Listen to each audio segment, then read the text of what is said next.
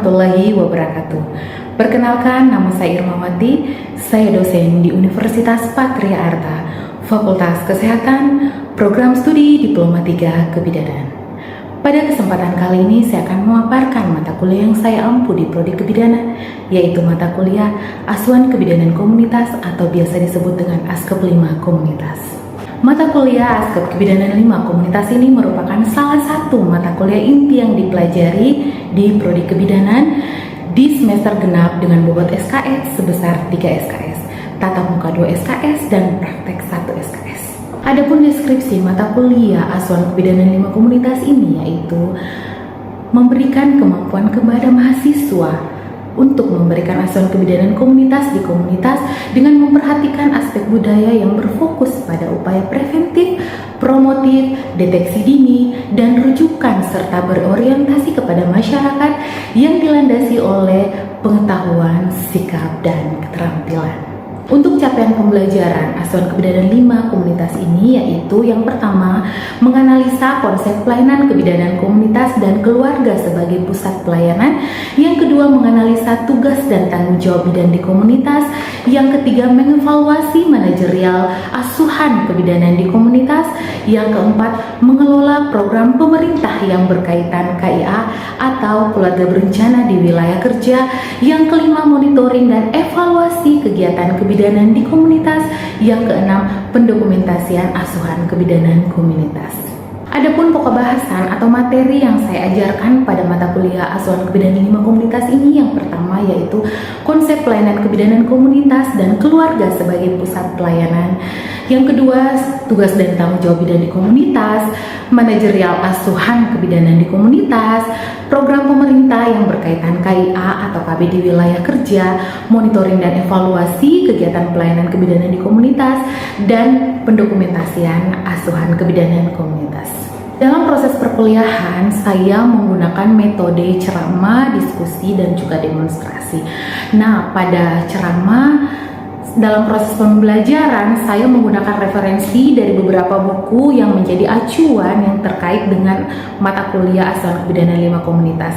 Sedangkan untuk penyajian media di sini saya lebih menggunakan PowerPoint dalam berbentuk slide. Nah, metode pengajaran selanjutnya yang saya gunakan di sini yaitu metode diskusi, kelompok, dan demonstrasi.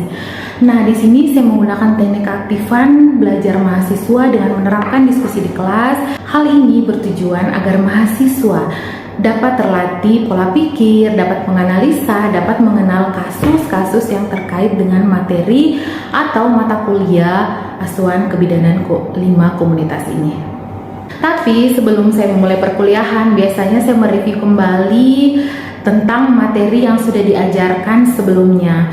Nah, di sini untuk melihat keaktifan mahasiswa dalam menerima pelajaran, dalam memahami pelajaran yang sudah saya berikan.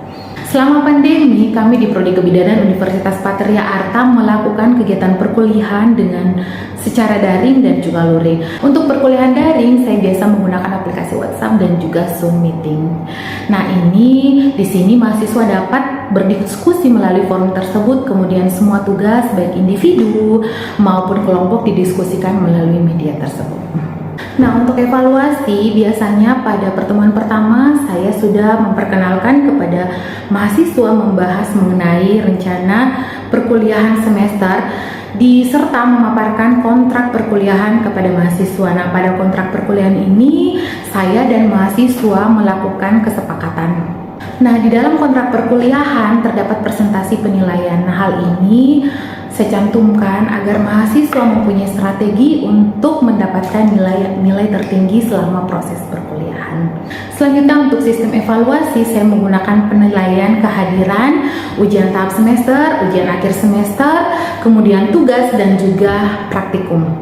Nah, untuk kehadiran bobotnya saya menggunakan 10%, ujian tahap semester saya menggunakan bobot 25%, ujian akhir semester saya menggunakan bobot 25%, untuk tugas saya menggunakan 10% dan praktikum saya menggunakan bobot 30%. Baiklah, selanjutnya saya akan menampilkan cuplikan video pembelajaran saya melalui Zoom Meeting. Assalamualaikum warahmatullahi wabarakatuh. Saya akan masuk di materi pertemuan kita yang kedua, masalah kebidanan di komunitas. Nah, kalau kita membaca dari istilah masalah, berarti ada beberapa yang terjadi tentang di komunitas. Nah, di sini kita lihat terkait dengan masalah kebidanan di komunitas, yaitu kita biasa menemukan ada kematian ibu dan anak, kemudian ada kesehatan reproduksi remaja. Nah, ini yang paling penting. Masalah kesehatan reproduksi remaja ini paling banyak yang menghadapi masalah. Oleh itu, disinilah perannya kita sebagai seorang bidan komunitas untuk menganalisis beberapa masalah-masalah kesehatan reproduksi yang kita temukan pada saat kita di komunitas. Kemudian ada juga aborsi tidak aman atau unsafe abortion, kemudian bayi berat lahir rendah, kemudian masalah tingkat kesuburan. Nah, kemudian pertolongan persalinan oleh tenaga non-medis. Sekarang di pedesaan, khususnya di komunitas itu, masih banyak sekali dukun-dukun bayi yang masih menolong persalinan. Nah, di sini perannya kita sebagai seorang bidan, bagaimana kita menggait, kita menjadikan dukun-dukun bayi ini menjadi mitranya kita.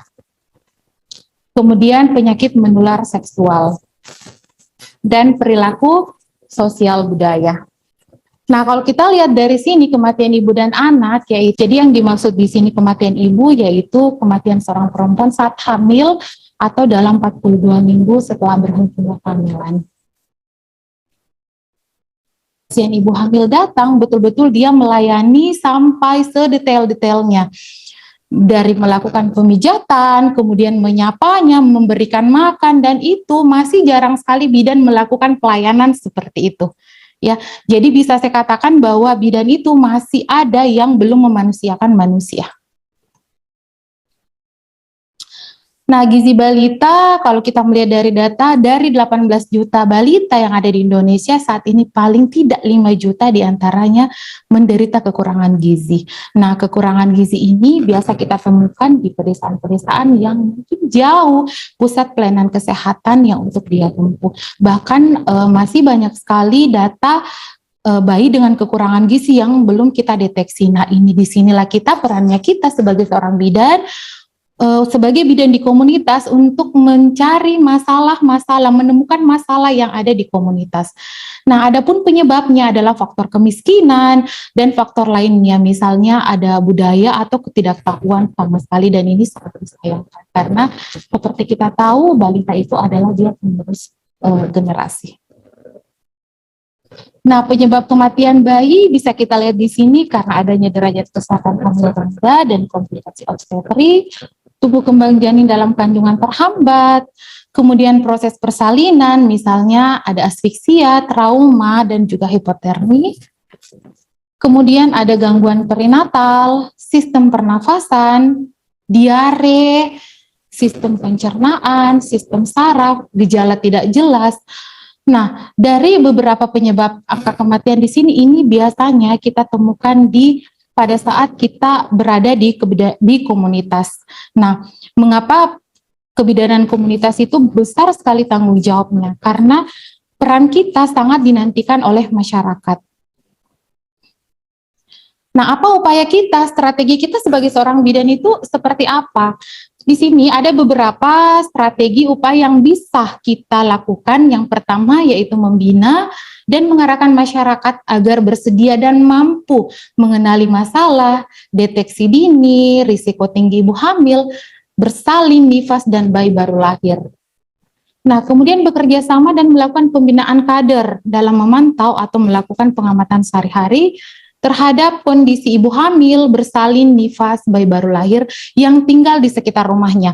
Nah, kader di sini yang saya maksud tidak mesti kita membina kader itu harus dari basicnya orang kesehatan, itu tidak mesti, karena ibu-ibu yang aktif, ibu-ibu PKK yang berada di sekitar daerah tersebut itu bisa kita membina dia menjadi kadernya kita, dan ini juga bisa membantu kita ketika mengalami masalah-masalah terkait dengan ibu hamil, ibu bersalin, nifas, dan bayi baru lahir yang tinggal di sekitar rumah penduduk. Nah, alangkah bagusnya lagi kalau kita Karena biasanya seperti ini ya, pusat pelayanan kesehatan dengan rumah warga itu sangat jauh. Itu apalagi di pedesaan kadang jaraknya berkilometer.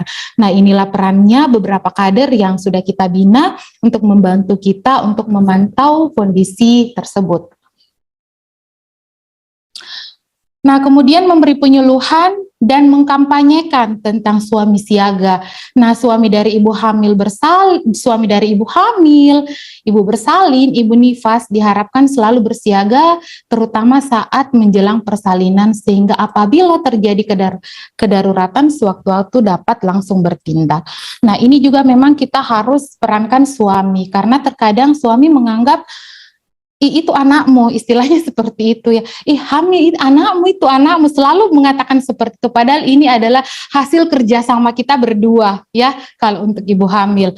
Nah, disinilah kita mengkampanyekan tentang suami siaga. Perannya suami itu di mana? Suami itu selalu berperan dari ibu hamil sampai dia menopause, itu peran suami itu masih sangat tinggi. Bahkan berperan penting. Nah, bersama masyarakat menggalang tabungan ibu bersalin. Ini juga salah satu strateginya kita, supaya apa? Ketika ada dalam kondisi darurat, kebutuhan darurat, mereka punya tabungan atau tabungan ibu bersalin.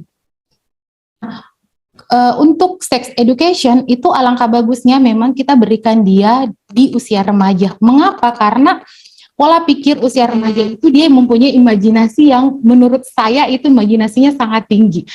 Ketika kita melarang, semakin dia penasaran. Itulah remaja, ya. Makanya untuk sex education itu bekal tentang edukasi, bekal tentang seks itu harus kita berikan dia di usia remaja. Bukan kita mengajarkan dia bagaimana teknik berhubungan, itu tidak, tetapi bagaimana cara untuk menghindari masalah-masalah kesehatan reproduksi yang akan terjadi di usia remaja.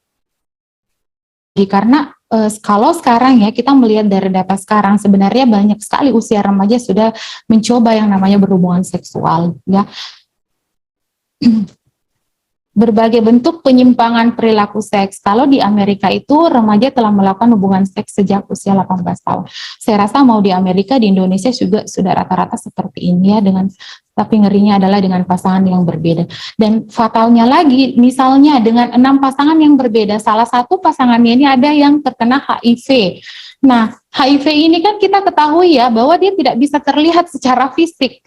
Dia tidak bisa terlihat secara fisik, dia hanya bisa kita ketahui ketika dia melakukan pemeriksaan yang detail. Tapi kalau untuk melihat secara fisik itu sama sekali tidak tidak terlihat bentuknya, ciri-cirinya. Bahkan dia bisa hidup seperti kita, bergabung seperti kita. Nah, yang menjadi mengerikan adalah jika dari 6 pasangan berbeda ini ada salah satu diantaranya ya AIDS ya. Ini beberapa data yang pernah didapatkan ini di Jakarta. Angka pernikahan dini di usia 16 tahun hampir dijumpai di seluruh provinsi Indonesia. Jadi sangat disayangkan pada saat dia melakukan hubungan seksual, dia sudah mempunyai anak di usia 16 tahun ini, dan dia tidak dibekali dengan bagaimana persiapan dia sebagai seorang ibu, otomatis bisa saja terjadi baby blues. Atau tidak kesiapannya dia menjadi seorang ibu. Nah, 10% remaja putri hamil dan melahirkan anak pertama di usia 15 tahun. Ini pengalaman seksual dan penggunaan kondom, ini didata tahun 2019. Ini lumayan tinggi ya, di usia 15-19 tahun. Anak-anak sudah mempunyai pengalaman seksual, bahkan sudah tahu penggunaan kondom.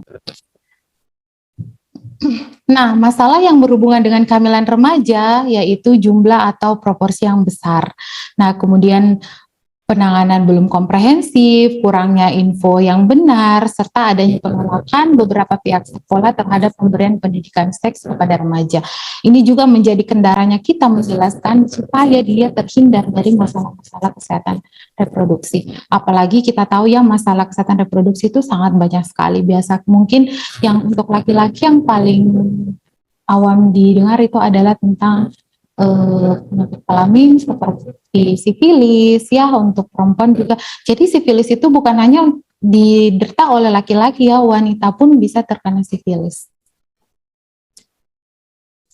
Kemudian tidak memiliki akses terhadap pelayanan dan informasi kesehatan reproduksi dan seksual termasuk kontrasepsi. Nah, aborsi yang tidak aman atau unsafe abortion yaitu penghentian kehamilan sebelum janin mampu hidup di luar rahim. Nah, sedangkan menurut Berkow dan Talbot, aborsi adalah keluarnya janin ketika beratnya masih kurang dari 500 gram atau usia kehamilan kurang dari 20 minggu. Nah, sedangkan unsafe abortion sendiri adalah pengguguran kandungan. Ingat, pengguguran kandungan yang dilakukan dengan tindakan yang tidak steril serta tidak aman atau secara medis. Nah, sekarang kita lihat faktor-faktor penyebab aborsi apa saja. Pertama, dikatakan faktor psikososial 57,5% yaitu hasil hubungan di luar nikah. Terjadi pemerkosaan dan juga kemiskinan. Kemudian gagal dalam program KB. Nah, selanjutnya kita atau masalah-masalah yang ada di kebidanan komunitas. Sekarang kita masuk ke bayi berat lahir rendah atau BBLR. Menurut WHO, per 1 Asia tahun 2003, kematian bayi terjadi pada Asia. Pada usia neonatus dengan penyebab infeksi 33%, asfiksia atau trauma 28%, BBLR 24%, kelainan bawah. Salah satu upaya bidan di masyarakat adalah melakukan kunjungan rumah dan memanti yang tinggal di pedesaan yang tempat pusat layanan kesehatannya itu jauh. Itu biasa, apalagi kalau bidan yang mengunjungi itu dia senang sekali. Jantung, hipertensi, umur ibu di bawah 20 tahun atau di atas. Ini dari faktor ini. Kemudian jarak kehamilan di bawah 2 tahun. Untuk jarak kehamilan, kalau misalnya di bawah 2 tahun, yang penting kita rutin melakukan pemeriksaan, melakukan check up. Paling tidak kita menghindari hal-hal yang bisa menyebabkan BBLR. Kalau kita rutin, itu pasti kan kita dibantu, diberikan resep obat sama dokter untuk mengkonsumsi vitamin, mengkonsumsi makanan yang bagus. Saya rasa untuk jarak kehamilan di bawah 2 tahun ini bisa tidak akan terjadi BBL. Yang penting kita rutin melakukan pemeriksaan. Nah, penggunaan metode kontrasepsi adalah pemakaian dengan metode modern di 50%. Sekarang yang paling sering digunakan orang biasanya yang paling primadona untuk menggunakan kontrasepsi itu adalah IUD atau AKDR, alat kontrasepsi dalam rahim. Tapi masih ada juga yang menggunakan metode tradisional ya dan tidak memakai kontrasepsi. Yang tidak memakai kontrasepsi juga masih banyak, tapi yang menjadi primadona saat ini setelah melakukan penelitian itu adalah AKDR, IUD. Ya.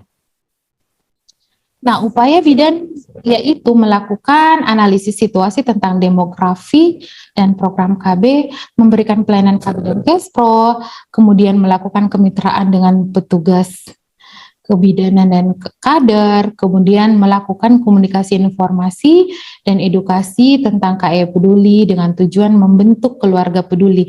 Keluarga peduli di sini yaitu yang terkait dengan KB dan kesehatan reproduksi serta keluarga peduli untuk tahanan keluarga.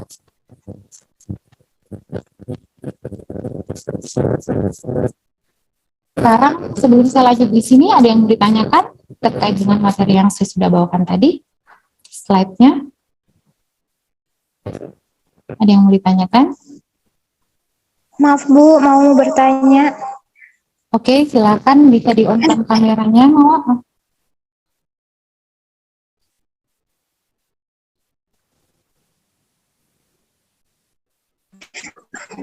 Halo. Ya, silakan. Ya Bu, bagaimana peran kita seorang bidan dalam menangani apabila ada masyarakat yang ingin melakukan aborsi ilegal, Ibu? Kenapa? Aborsi ilegal. Iya, Bu. Oke, bagus sekali pertanyaannya ya. Bagaimana perannya kita sebagai seorang bidan apabila ada masyarakat yang menggunakan atau dia memakai cara dengan aborsi ilegal. Nah, perannya kita di sini, ketika kita yang mendapatkan sebagai seorang bidan, kita harus, karena dia ilegal, otomatis itu berhubungan dengan masalah hukum. Ya, ketika kita menemukan, otomatis kita langsung melaporkan. Jangan sampai kita terlibat di dalamnya, itu jangan sampai terjadi. Karena ketika keterlibatan dalam kurung kita sebagai bidan itu tanggung jawabnya besar sekali. Peran dan tanggung jawab bidan itu luar biasa, lebih besar dibanding bagaimananya kita dalam kehidupan sehari-hari. Nah, itu yang saya bilang tadi, jika menyinggung masalah ilegal, otomatis itu berhubungan dengan hukum. Jadi alangkah baiknya ketika kita menemukan, langsung kita melapor. Nah, kemudian yang kedua, ketika kita sudah melapor, paling tidak kita melihat dulu kondisi ibunya, kondisinya, karena terkadang yang mengalami aborsi ilegal itu biasanya paling setidaknya kita bisa melihat kondisinya, dan apabila terjadi sesuatu yang tak diinginkan, otomatis kita harus segera untuk ke pertolongan yang lebih lengkap atau seperti ke rumah sakit. Yang paling tidak kita tidak terlibat di dalamnya dalam hal negatif itu. Jadi jika berhubungan dengan ilegal, ya otomatis ada hukum. Oke, Mawar? Paham, Bu. Maaf, Bu, Oke. jaringannya kurang bagus. Oke. Nah, sekarang kita, kalau ada yang ingin bertanya lagi, boleh silakan. Adik-adik yang lain. Sampaikan tadi bahwa masih banyak ibu hamil yang melahirkan di dukun. Itu karena dukun bayi itu dia lebih memanusiakan manusia yang saya bilang tadi. Nah, dan juga dia lebih murah, dan terkadang ada dukun baik itu hanya dibayar dengan misalnya makanan, tentu dia minta dalam bentuk uang, ya. Kemudian, nah dari data Badan Pusat Statistik atau BPS di sini, presentasi pertolongan persalinan oleh dukun itu masih tinggi. Dia masih meningkati peringkat kedua setelah perawat bidan itu di tahun 2003.